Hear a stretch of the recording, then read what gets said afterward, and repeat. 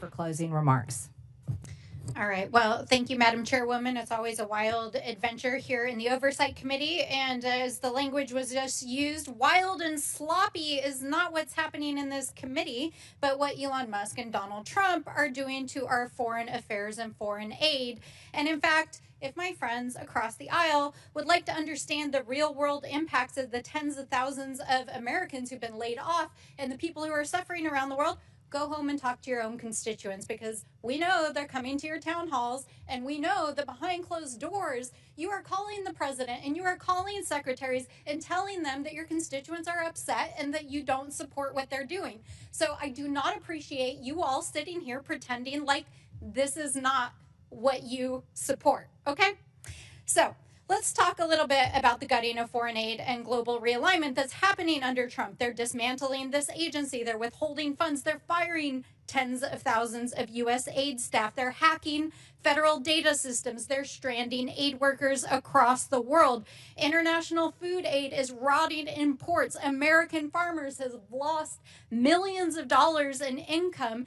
And a global realignment with our foreign adversaries, including Vladimir Putin, is happening at a scale unlike anything we have seen in American history. And the administration knows that these activities are illegal. They know that they've overstepped their constitutional authority. They know they're violating statutory law. They know they're violating appropriations law. They know that they're violating federal employment laws. And they know that they are reversing American foreign policy in a way that we have never seen before. And Donald Trump and his allies are trying to redefine the Constitution by tweet.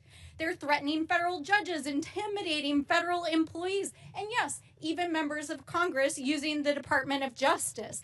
And why? We don't know, because not a single person from the administration has come here to testify in this committee or in any committee about what DOGE and Elon Musk are actually doing. And if you look at the so-called transparency that Elon Musk put online, the math does not add up. Talk about wild and sloppy. Our friends across the aisle like to talk about how he's some sort of genius. And this dude couldn't even post a simple spreadsheet that adds up. It's literally off by tens of billions of dollars. You guys, that's wild. I mean, like, literally, that's wild. But in spite of this, our friends across the aisle are acting like everything's normal. And last night, they passed a budget resolution that not only is going to gut Medicaid and Medicare, but is going to make these cuts and federal firing permanent, even though they know it is making America less safe. And in the meantime, Elon Musk is actually awarding himself additional federal contracts. In fact, yesterday it was reported that he gave himself the FAA contract for communications. I mean, you guys, this is like graft, waste, fraud, abuse, all of the things. It's happening in front of your eyes, literally, and they are breaking the law while they cozy up to our foreign adversaries. And I know that Donald Trump thinks that he's a king because of social media. Of course, he keeps repeating this. But let me say this to you, Mr. Trump. 250 years ago, the people of this great nation rejected a reckless, abusive king, and we won't go back.